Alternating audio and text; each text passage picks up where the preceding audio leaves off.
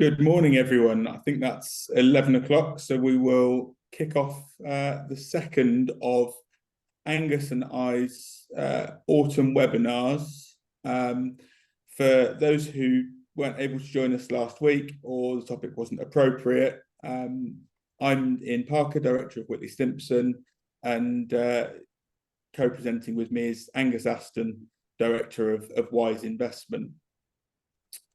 This webinar focuses on the basic principles and rules behind inheritance tax before moving on to look at how you could perhaps consider starting the process for some estate and inheritance tax planning before we then finish off covering a few of the more commonly used inheritance tax mitigation and estate planning tools. Before we dive into the detail, I'll let Angus just give a brief overview as to Wise Investment. Thank you, Ian. Morning, everybody. So Wise Investment is 31 years young, having been founded in 1992. We are an employee-owned business, which means that all our staff have a stake in the success of the business and therefore incentivized to look after our clients well. We're definitely keen on getting to know people over the longer term. We think that's how we can best help them rather than sort of one-off pieces of advice.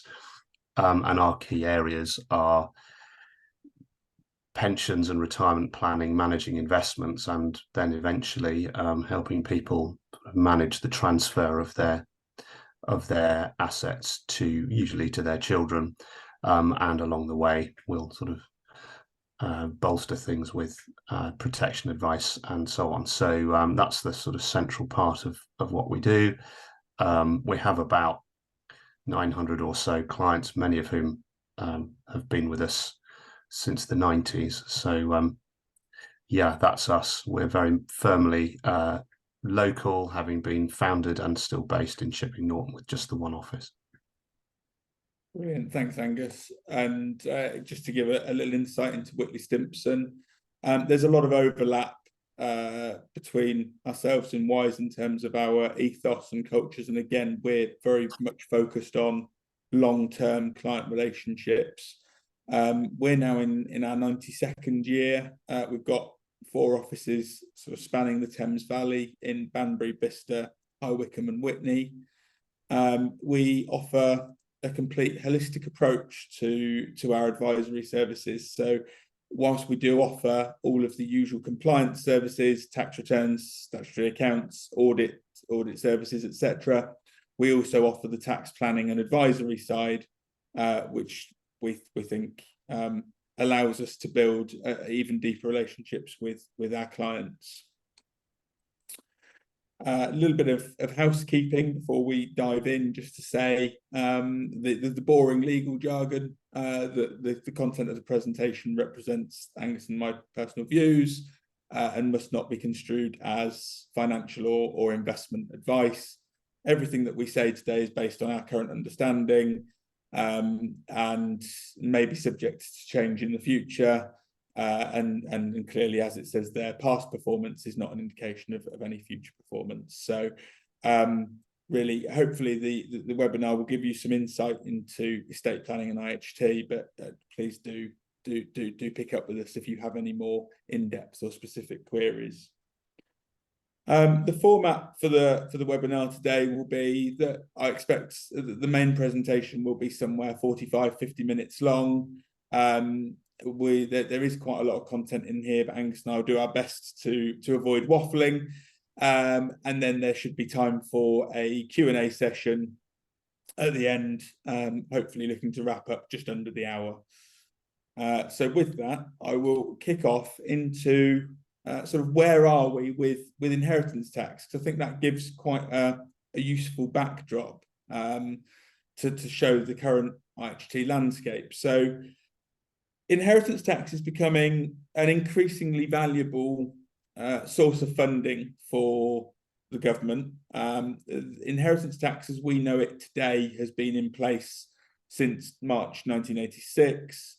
And I think most people are fairly familiar now with the basic principles and the current nil rate band that everybody has of £325,000, which has now been in place for 14 and a half years. It was increased to 325,000 in April 2009 and hasn't moved since, which is actually quite a big part of the driver behind why these IHT tax take figures are increasing each year, because inflation and everything else means that more and more people, along with rising property prices, are being dragged into inheritance tax paying estates.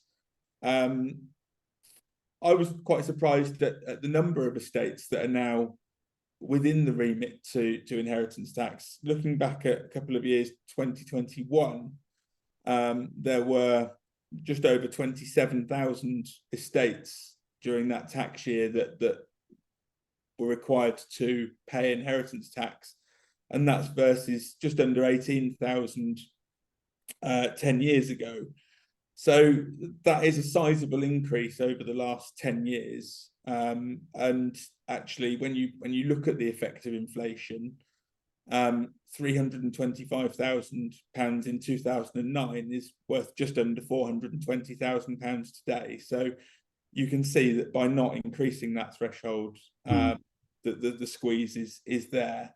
Yeah, there's obviously, so that chart's sort of tracking the increase in the actual inheritance tax take, isn't it? And there's been this acceleration in the last couple of years, and it looks that very likely the Office for National Statistics reckon that it by 2027-28 it'll be up to 8.5 billion, but I've heard other people suggest that there's likely to be more. So by that stage. And we do hear rumours that IHT might be on the way out or due to be abolished, but looking at that tax rate, it's quite hard to believe, isn't it, really, Angus?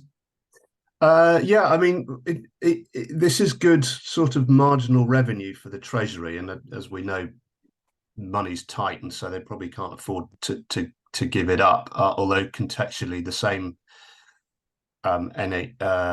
ONS figures seem to suggest that income tax is going to be something like 320 billion in 2027-28. As much as you can trust forecasts like that. So there's been a campaign in some parts of the press to say we should now just abolish inheritance tax, without really giving a particularly good reason why, for discussion, but maybe not for now. My own view is that it's unlikely to be scrapped. It could be something that Conservatives put in their manifesto as a to keep their sort of core vote on side. We shall see, but I can't personally see inheritance tax being scrapped, whatever the manifesto might say. Absolutely. Happy to be proved wrong. Aren't we all? So a whistle-stop tour now of the basic principles of inheritance tax. So as I've already said, everybody gets a nil rate band of £325,000. On top of that, coming out of the last general election, is this residential nil rate band of now £175,000. It was tapered in over a number of years, but we're now up to the full level of relief, which is 175,000. And that is applicable if you leave your main home to direct lineal descendants and your estate is worth less than £2 million. There is clearly an awful lot more detail within the residential nil rate band than that, and we could probably do a separate webinar solely on the residential nil rate band, but they're the headline figures. So actually, when you then combine those two bands, you get to a point where each individual potentially has £500,000 they can pass on free of inheritance tax on passing. So for married couples, that obviously doubles up to the £1 million headline newsworthy figure that was in the last manifesto, and that's really been bandied about. So that's where that million, you can now leave £1 million tax free. That's where that comes from. Clearly, anything that's subject to inheritance tax, which is broadly it's most assets. So for a typical UK resident domiciled individual, it is most of their worldwide assets, property, stock, shares, investments, cash balances, etc., including ISAs, which is quite a common misconception that we see. The one thing that isn't within the remit to inheritance tax at the present time are pension funds. So pension funds are outside of IHT. So anything you've got that exceeds the bands there is subject in its usual guise to inheritance tax at 40%. Actually, if you decide to leave more than 10% of your estate to charity, then it does reduce the rate of inheritance tax by 10% as well, reducing it down to 36%. So that's always something to just think about when having discussions around wills, etc. Looking at the most common exemptions from inheritance tax, for somebody like myself who spends over half their time dealing with farming and agricultural clients, I had to put agricultural property relief at the start. For those who are involved in farming and agriculture, they will have an awareness of this relief, and it is incredibly valuable. The Office for Tax Simplification and the Treasury are playing around with the edges of agricultural property relief at the moment. So the most recent change that's now been passed as legislation is that from April next year, agricultural property held elsewhere in the European Economic Area, the EEA, no longer qualifies for agricultural property relief. It is only UK-based agricultural land. And they've just finished a consultation around let agricultural land that's let on farm business tenancies, which I won't bore you with today, but they are playing with the edges of that. Outside of that, you've got the annual exemption. So each person can give away £3,000 a year. That's in aggregate. That's not to specific individuals. You can't give more than 3,000 and benefit from the annual exemption. And if you didn't use that exemption in the previous tax year, then you can go back 1 year as well. So potentially you can give away £6,000 in a year. Business relief, Angus is going to talk about a bit more later on, but typically that's if you own your own incorporated trading company, or certain types of investments, which, as I say, Angus will cover. We've got small gifts of £250, regular gifts out of income, which is covered later on, and then that's put there the marriage gifts, and the three thresholds.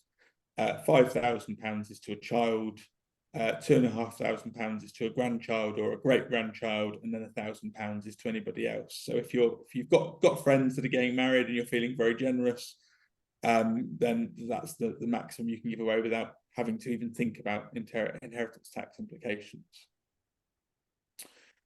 I've then differentiated there are potential exemptions, and these are if you make larger gifts to individuals, so over and above the £3,000 exemption, and gifts into certain trusts. And broadly speaking, they are potentially exempt because from the date the gift is made, it starts a 7-year clock ticking. If you survive 7 years, then the gifts will fall outside of your estate and be exempt from inheritance tax. And if you don't survive the 7 years, then they might be dragged back into the estate. That's probably a whistle-stop summary, isn't it, Angus, of the...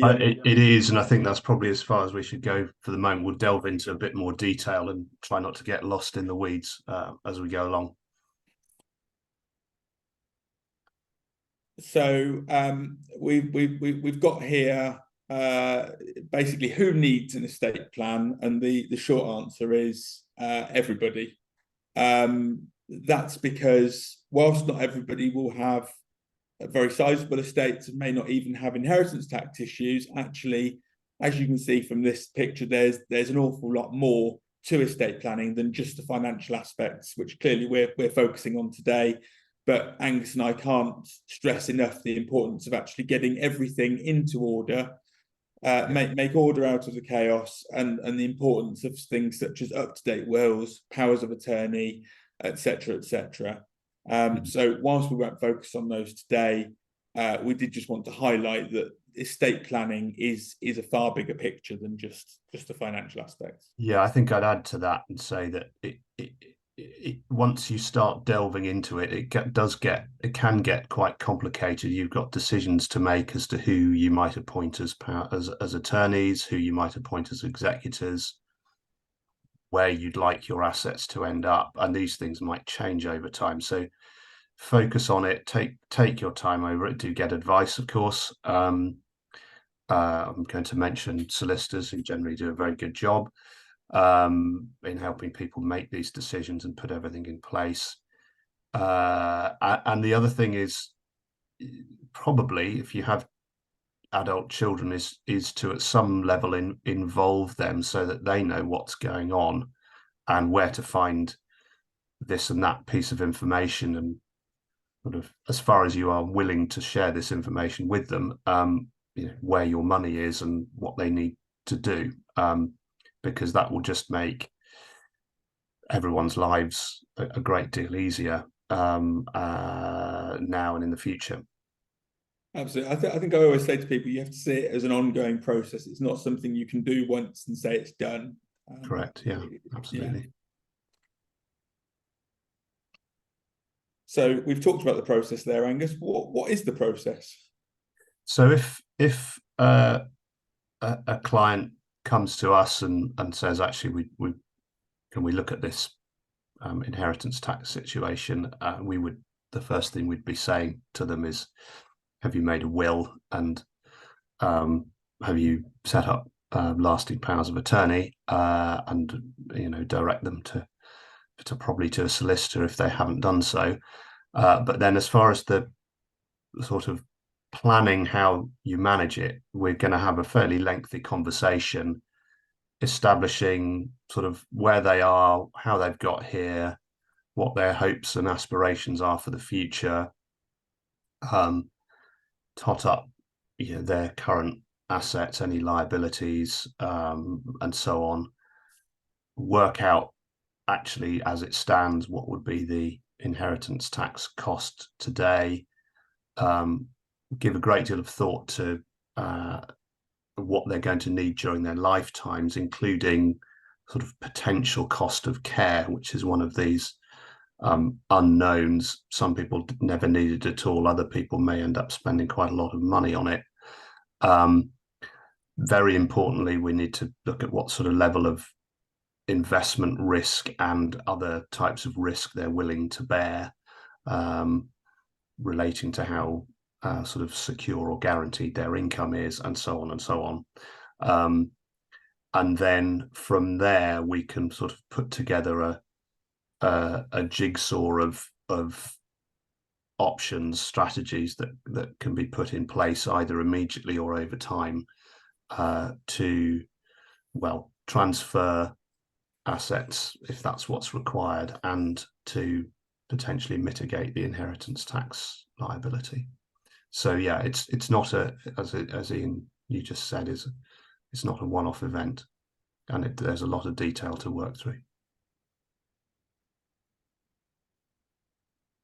So we thought we'd look at a notional couple who are getting their act together on what's sometimes called intergenerational planning.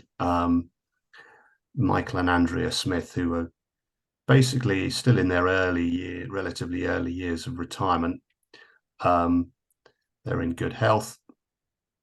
They've saved hard, bought a house, paid off their mortgage, and Andrea has had a business which is just sold and received, net of any tax due on the sale, 1.2 million, which is very nice. And they also have stocks and shares ISAs of about £250,000 that they built up over time. And then separate from that, they both have pension funds, and you can see the figures on the screen there. And as Ian pointed out, the pension funds are not subject to inheritance tax, but they might be subject to other taxes, and we covered that in a bit more detail last week. Very conventional family. They have 2 adult children, and that's who they would like to leave their money to. Key point on the bottom left is they need that level of income stated there for their own purposes during their lifetime. So that's anything to add on the background, Ian? I don't think so. I think you've covered in terms of what they've got, and as we say, I mean, this is just by virtue of the ages there, linking back to what you said earlier, Angus, the level of income that they would like, that obviously doesn't encompass at this stage the requirement for any care fees. So, and just touching it, as you said, should they need those in later life, then clearly that figure might well change. And that's just a prime example of things that can change as they work their way through retirement. So, right. So sort of thinking back to your process earlier on, it's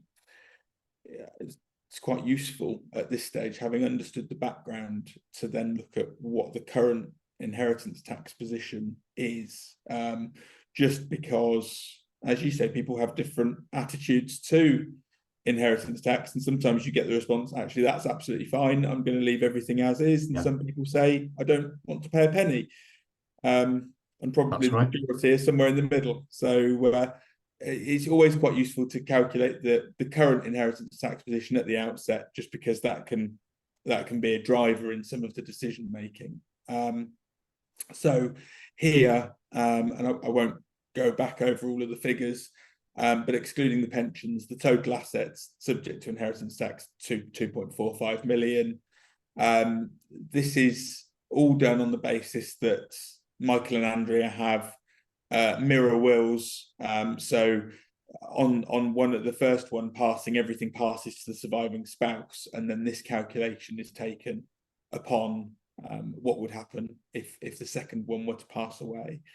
So by the time you've taken off their various nil rate bands, you're left with a taxable estate as shown there, an inheritance tax liability of £670,000. So a sizable figure, and something that I think Michael and Andrea are keen to work on, really, isn't it? Yeah. So just to add to that very briefly, so that what it means is that not counting the pensions, the net estate is something like 1.78 million, something like that, after the tax is paid.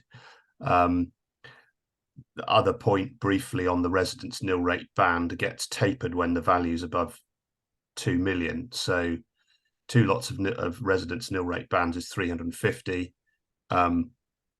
You lose £1 for every 2 over 2 million. I'm rattling through it. So 450,000 over 2 million results in a reduction of 225,000, which gives you 125,000 of the residence nil rate band available. Trust us on the figures. If you want to work through it, then please give us a bell. Oh, absolutely. As I said earlier, we could almost certainly do a separate webinar purely on the residence nil rate band and some of the nuances with it.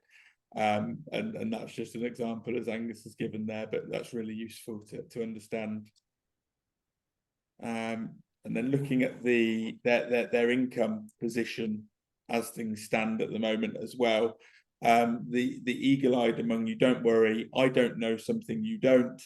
The state pension amounts that are shown on screen, they are both circa £1,600 below the current full state pension that somebody might expect, purely for illustration purposes and to make the maths a little bit easier for my little bare brain.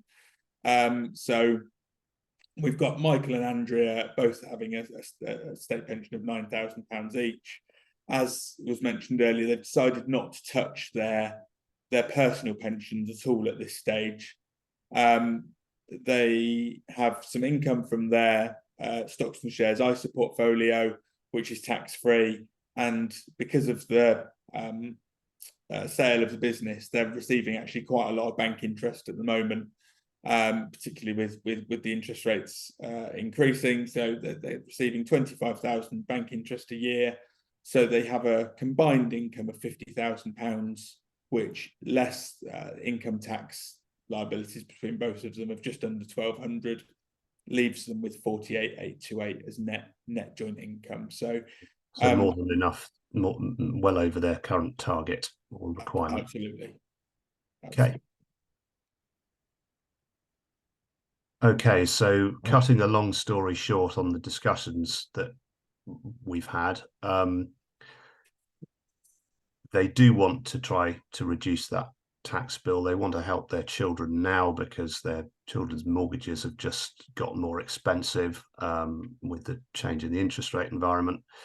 And they still want to make sure they retain some assets that they can access if they do have increasing care costs later on. So the various options that we settle upon are potentially lump sum cash gifts now to their children. There are various types of investments that could be made that qualify for business relief, which Ian mentioned earlier, and we'll look at that in more detail in a moment. There's a discounted gift trust, is a slightly more complex arrangement, which will allow them to park assets in a trust, taking advantage of the 7-year rule, while also retaining a right to receive a regular income. They may also be able to give away amounts every year or every month to their children. That is the difference between their income and their spending, and we're going to look at that again in more detail in later on. But for the time being, they don't need to draw any income from their pension funds, and at the moment, the tax treatment of pensions is better than the tax treatment on death of other assets. So that's the broad picture of what's been decided. So I'm going to kick off and look at the lifetime gifts. Michael and Andrea, they've decided to give both of their children £100,000 each. As I've mentioned earlier, because of the 7-year period that is then triggered, these are what classed as potentially exempt transfers. So they become exempt as long as the 7-year period is survived. Given the ages and the fact they're both in good health, the balance of probabilities suggests that should be a wise move to make. Just something that is worth noting. So cash given to individuals is always a potentially exempt transfer, and therefore you can actually give away more than the nil rate band. That's something that's quite commonly sort of misunderstood when I'm talking to clients. I think I can only give away up to the 325,000. That's the case with some assets, but not with cash. So that's just something to be aware of. And then, depending on the size of the gift, you could also consider taking out an insurance policy to cover that 7-year period if you wanted additional protection over any inheritance tax payable. Now that's a real rabbit warren that I'm not going to dive down today. But Angus, I think you're in the same boat as me. A really common question you get asked is, if we don't survive the 7 years and we've made this sort of a gift, actually, who would pay the inheritance tax if these were to fail? Right. So the process is that the gifts are declared in the inheritance tax return as part of the submission to gain permission, what's called grant and probate, to then release the estate and allow everything to be distributed. So they're simply taken into account in the tax calculation, and the tax ordinarily is due while the estate's being administered. So it looks likely in this case for Mr. and Mrs. Smith that there'll be enough money in the estate anyway to pay the tax. So sort of it boils down to it essentially reduces the amount the beneficiaries will eventually receive, but their children don't need to sort of delve into their pockets to find this specific amount of tax, even though they've received £100,000. I hope that makes sense. But ultimately, it comes back to the administration of the estate. It does, and I think that's the key point. Actually, is that quite often after a gift like this, I sometimes get a slightly worried phone call from one of the children who might be saying, "Oh, I was going to use the money to pay off my mortgage, for example. Am I okay to do that, or do I need to keep the money back for the inheritance tax?" And actually, as you've just said, okay, you have to look at each scenario, but certainly with Mr. and Mrs. Smith here, the children wouldn't be expected to put to have to find that money themselves. Yeah, I mean, if it was a very substantial gift that sort of far outweighed the remaining estate, so that the taxes arising from the gifts were that much more than was left in the estate to enable the payment of tax, then yes, maybe. But yeah, that's probably quite unusual. I think you're right. It's not something that we see very often. So right. So go on, Angus. Sorry. Yeah. So part of the plan is to invest in assets qualifying for business relief, which in brief is if you own a business relief asset for at least 2 years and continue to own it on death, you can claim 0% inheritance tax on the value of that asset. And we come across, well, two main types that we advise people about, which are there's a junior stock market in the UK called the Alternative Investment Market, shortened to AIM, and shares of trading companies that are listed on AIM are normally benefit from business relief. Pros and cons, you could get capital growth, but equally they're potentially quite volatile. So there is the risk of capital loss as well. But they do have the attraction of being relatively liquid, so you can sell the investments if you need the money. Also, theoretically, Michael and Andrea could transfer some of their ISA stocks and shares ISAs into AIM shares, and benefit from the ongoing sort of capital gains and income tax relief within the ISA, and get the inheritance tax relief. There are also other schemes that we come across where essentially you buy shares in an unlisted company, and typically they will own sort of fairly steady long-term assets like renewable energy. Sometimes they'll have a spread of business into things like short-term lending for property development. Tend to be sort of relatively stable, not risk-free, but sort of relatively low return. The point is to sort of gain the inheritance tax relief rather than to make lots of money. For Michael and Andrea, and particularly Andrea, having sold this business, that if that was a trading company, that would probably have the value of that business would have qualified for business relief. So if she reinvests the proceeds from that within 3 years of the sale, she'll actually get immediate inheritance tax relief on that investment rather than having to wait 2 years. So yeah, the advantages of this is that actually in most cases they'll be able to realize the assets if they need the money, which speaks to the potential need for care in the future.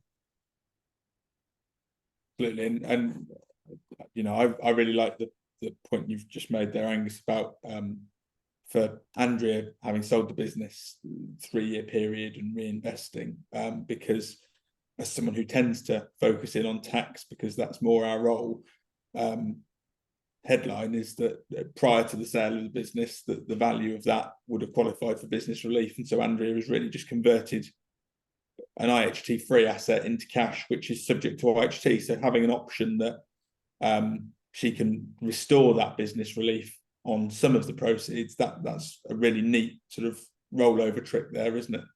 Yeah, absolutely. So we're then on to so the other sort of substantial action that we've agreed is to set up a trust, and a particular type of trust called a discounted gift trust, which through sort of fairly sort of technical means puts money immediately outside the estate, and enables Michael and Andrea to have a regular fixed payment of, I'm going to put income in inverted commas because it's actually a capital payment, and any money that's in the trust, any investment growth that is received, will be exempt from inheritance tax. And then after the 7-year period has passed, the entire value will be inheritance tax free, but Michael and Andrea will continue to receive the agreed income payment for the rest of their lives. So in summary, the benefits are sort of obvious. To explain it all in technicality would take us about half an hour, so let's not do that in great detail. But so assume they decide they're going to put £250,000 in, and say, well, I'd like 4% of that back a year for our lifetimes. Gives them an income of £10,000 a year from this arrangement. They will, because they're reserving the right to have some money back in the form of this stream of income, that has a capital value today, and they are deemed not to have given that capital value away. So that is known, that value today is known as the discount. And so for illustrative purposes, it might be that the discount is £100,000. Now, actually, in practice, it may well be more than that because they're only in their late 60s. They could well still be around for another 20 years. So the value of a stream of income it may be relatively high. So what happens is that from day one, the gift is not 250,000. The gift for inheritance tax purposes in this illustration is 150,000. So that's the amount that would go on the inheritance tax return if they died within 7 years. So theoretically, there's an immediate saving on this 250,000 of 40% of 100,000. So £40,000 reduction in the inheritance tax bill straight away. And then 7 years hence, the entire value is outside the estate. So yeah, simply put, it's quite a valuable, useful arrangement. Takes a bit of work to get it set up, but it's definitely something we've seen working very well over the years. Yeah, discounting. I'm glad you've explained that as well as you have. There's something that still make my head hurt a little bit. And I don't envy the people who have to calculate these discounts. I think it's probably just really a preamble to some later slides. We've put there the word income in inverted commas, and that's because whilst Michael and Andrea would be receiving £10,000 a year, and so it would feel like income to them, for tax purposes, it's not seen as true income, is it, in terms of... That's correct. So you couldn't then give it away and say, I'm giving gifts out of surplus income because this is capital. Yeah. But that's just an important distinction. Too lost in the weeds there. Yes, sorry. So basically, where are they? So let's assume there were no unfortunate accidents. Mr. and Mrs. Smith are both still here 7 years later. So we've ignored any inflationary increases. Where are they? So the house they've still got, stocks and shares ISA they've still got. They decided, as Angus had run through, to make a business relief qualifying investment into some AIM shares for £150,000, which, whilst still an asset, are now free from inheritance tax, and their cash savings have been reduced because they've made the AIM investment. They've given £200,000 to their children, and they've also put £250,000 into this discounted gift trust. So that quite neatly brings their assets there to the 2 million threshold, and they still haven't touched their pension funds. So after all of this, the inheritance tax payable, once you take out the AIM portfolio, is 40% of 1.85 million, which is 340,000. So it's an IHT. I've put saving there, but really it should say reduction. IHT reduction of 330,000. Whilst actually, as you can see from the income side, and I'm not going to run through those figures in detail, they've still retained their desired income levels and sufficient capital should they need to fund anything further in the future. So through some quite sort of careful planning there, we seem to have ticked the various objectives. And because they now have an estate at 2 million, they benefit from the full residential nil rate band. So that's given them an extra sort of tax-free allowance coming off the inheritance tax bill there. Have you got anything to add, Angus? Yeah, well, what I would say is that, I mean, we've looked at a couple of things. There are any number of different combinations or plans you can do depending on one's individual sort of risk appetite, how you feel about the amount of inheritance tax payable. So, you know, advice is valuable in this area. I think I do come across people who simply say, I'll just keep giving it to my children because I trust them, because that just seems to be the easiest thing to do. The other thing to add is, you know, we've used an example of a discounted gift trust where the client wants a regular income from it. There are other sort of trust arrangements where you can have some money back, but you don't have to. So it's a bit more flexible. There is nowhere near enough time to go into all of those. But it all comes down to one's individual circumstances. Absolutely. And similarly, you know, we're seeing the people will probably have heard of family investment companies alongside trusts. And again, we didn't have time today to go into those in detail, but they're another option that can be used. Yeah.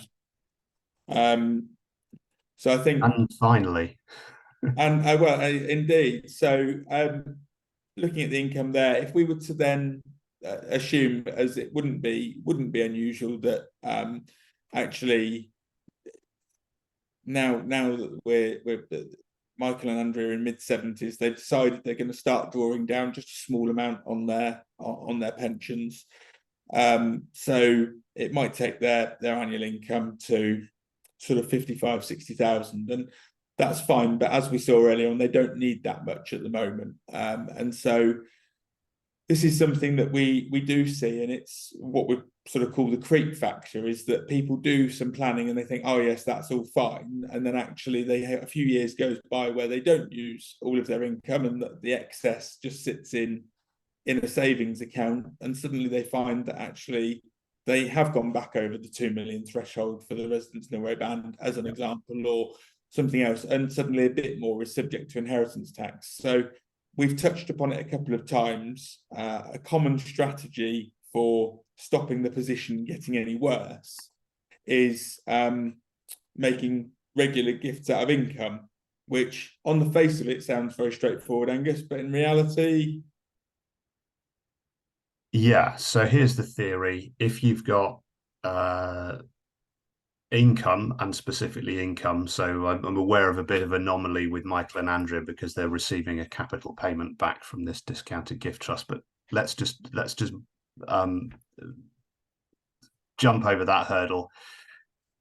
Supposing your income is 50,000 a year, but your spending is 40,000 a year, there's £10,000 of spare income a year, which is, as Ian says, is you if that keeps piling up in your bank account, it becomes capital essentially as each year goes by. As soon as you stick it in a savings account, it effectively becomes capital. If you then give it away in a future tax year, it's a capital gift. So if you want to, you can, or your executors rather, could claim, if you choose to give surplus income away on a regular basis, year by year. The amounts can vary, but they do need to be regular. You can claim an exemption for that money, regardless of the amount. You know, it could be 50, 60, 70,000 a year if you've got that much spare income. But it's not automatic. You need to claim it. You need to declare the gifts that are made, and it needs to be claimed on the IHT 403 form. And this table here is an extract from that, which essentially tells you the information that will need to be given to HMRC to claim this exemption. So you need to show the person's income from all sources, including non-taxable sources like ISAs, which will not appear on their tax return. So you need to take what's on their tax return for the year, if they have one, or their P60s from pensions, and any income from ISAs, and list their spending under those various categories that you can see there, and keep these records, or have these records for up to 8 tax years, which is allowing for 7 years of the gift allowance of the 7-year rule, plus if you're starting partway through a tax year. So if you are in the position where you have excess income that you want to give away, I would suggest, in order to make your children's or your executors' lives even remotely straightforward, you do need to keep records along these lines. I think that's enough detail that I'm going to go into for now. What this is a commonly talked about relief that is probably not used that often, because if you're giving away 3,000 a year, there's an automatic exemption anyway. It becomes relevant when the amounts are considerably more than that, and it may well be worth, in terms and measurable in terms of several £1,000s of inheritance tax saved, it may well be worth keeping the records to allow your executors to claim this on your behalf. Absolutely. No, I think that's a clear summary. I'm conscious that the table that we've put in the slides there, hopefully you can see that okay. But actually, along with the slides, which I think will be circulated afterwards, we will include a PDF with this on, just so that you can have a look at the headings there in a bit more detail if they're not entirely clear. So in sort of conclusion then, just picking up what we've covered today. So chances are, whilst neither Angus nor I have a crystal ball, it looks like inheritance tax is probably here to stay. There might be some changes to it, but it's very unlikely to be scrapped altogether. As Angus has said, we've picked up on maybe 4 or 5 options here of hundreds, if not thousands, of different strategies. And actually, we've got some quite small options. And what I would say is sort of stopping the position getting any worse, such as the gifts out of income. And then we've got the larger or more complex strategies, such as discounted gift trusts, for example. So there are a whole raft of options for you to consider, but our sort of overarching message would always be make sure that you put yourselves first when you're looking at this planning. Remember, you're sort of, in effect, you're number one, and you want to make sure that you've got enough to live the life you want to live for however long you've got left. Absolutely. In fact, one thing to add is a really good way of making sure that inheritance tax payable on your assets is to have less assets by spending it. Absolutely. That's not such a bad plan. No, quite. And as Angus said earlier on, just tell your children that that's what you're doing as well. Well, it's up to you. So I think that probably wraps up most of the webinar. But as I say, we've got time for Q&A. I should have said, I can see several people have found it on your sort of Zoom taskbar. That there is a Q&A section. Please feel free to type any questions in there, and we'll do our best to cover them. I'm going to fire the first question on this list to you, actually, Ian. So sorry, Ian. No, go on. What would be the position if Andrea still owned her business? Would the money in the business still be counted for IHT purposes? So it's a really, really good question.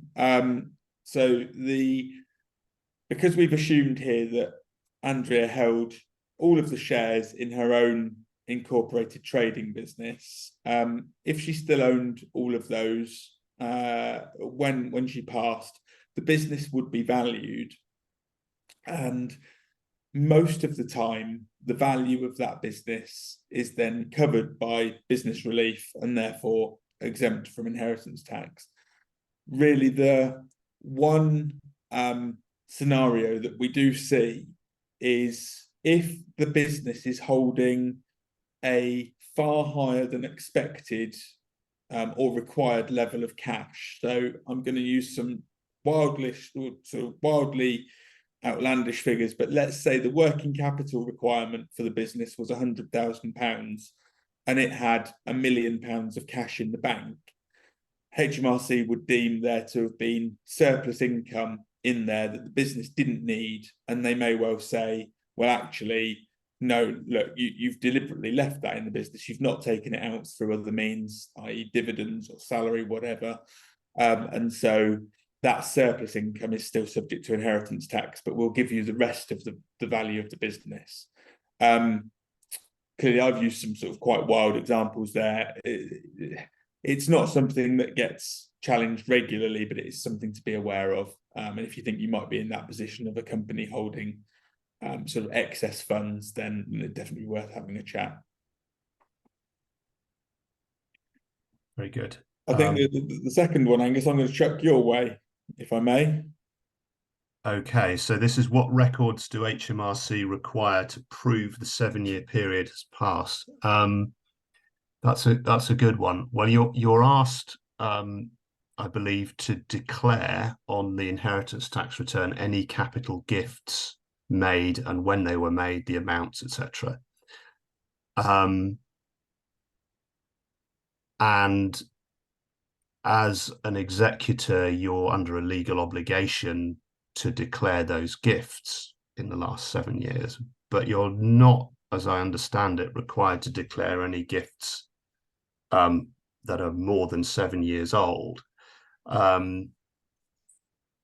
What people tend to do is keep a spreadsheet, essentially, keep a record of what gifts you've made and when.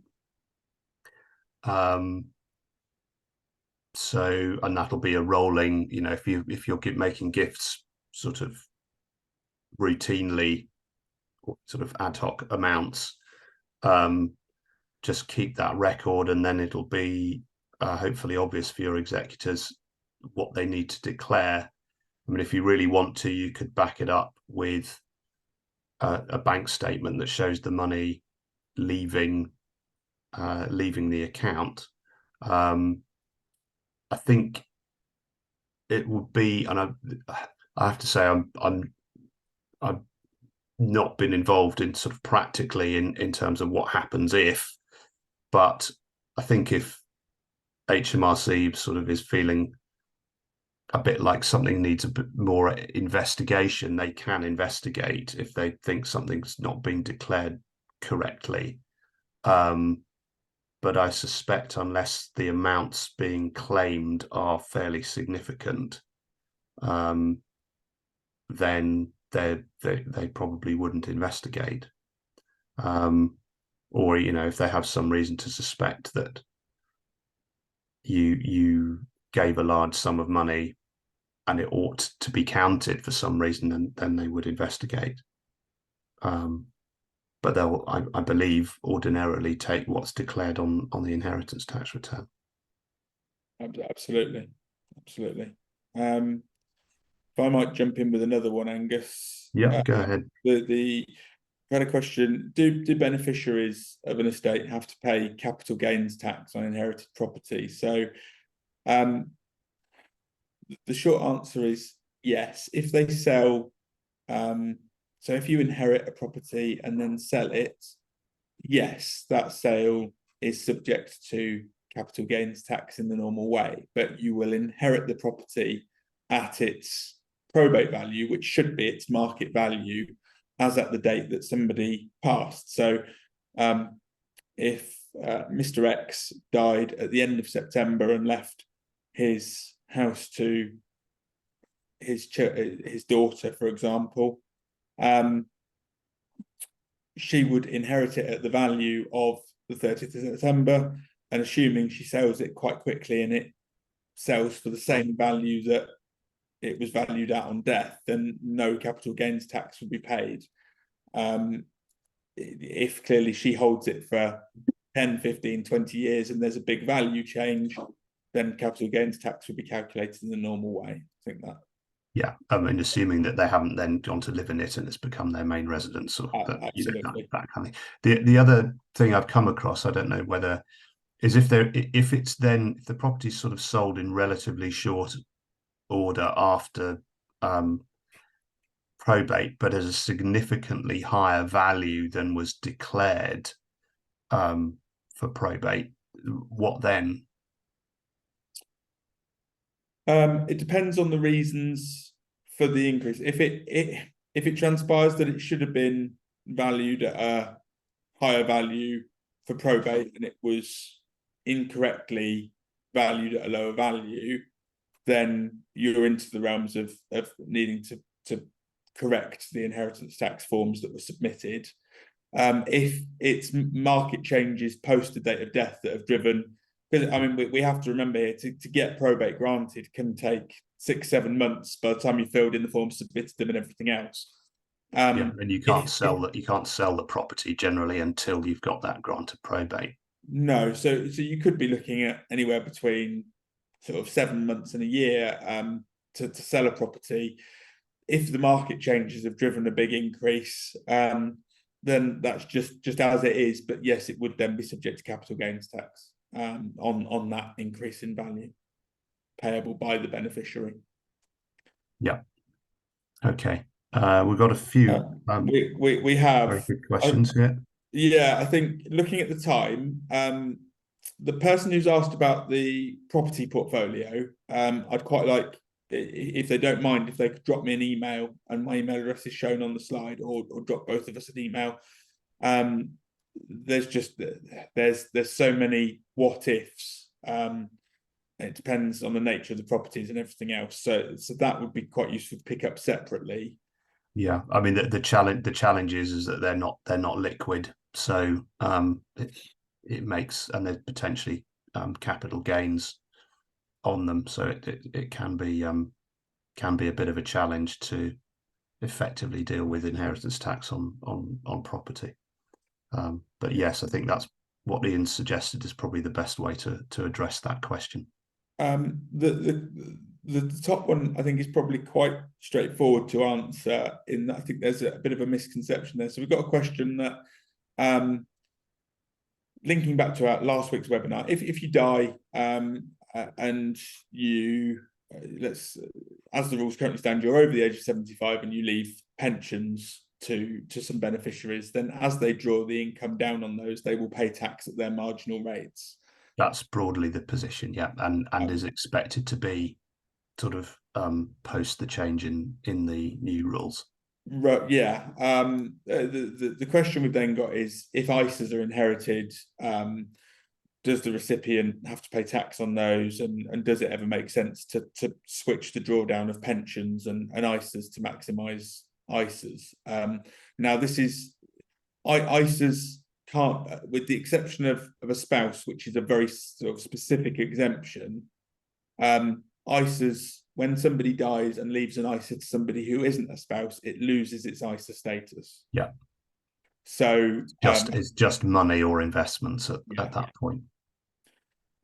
So ISAs themselves are subject to inheritance tax to the extent that your estate is above the basic rate band, and in the hands of the beneficiary, as Angus said, it's either cash or then just an investment outside of an ISA wrapper.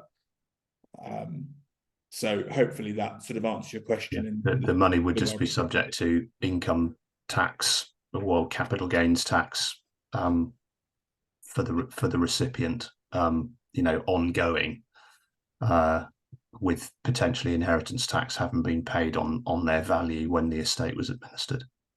Yeah, I hope that answers it. And then finally, what do the insurance policies typically cost to outlive the 7-year rule? Is it a percentage of the value to cover? Well, as ever with insurance, life insurance, it depends on the age when you do it. Your health is relevant. So I'm fairly sure that the person asking the question is a client of ours. So probably the best thing to do, if it's okay, is that their advisor at our end can get in touch with them directly to talk about it. Okay. Yeah. So I think that then wraps up the Q&A, and all that's really left is to say thank you very much for attending and supporting us as always. Hopefully you found the webinar useful. Our email addresses have been up on the screen for some time. Please do drop us a note if you've got any queries, and we'll do our best to help. But yeah, thank you, and hopefully see you again next time.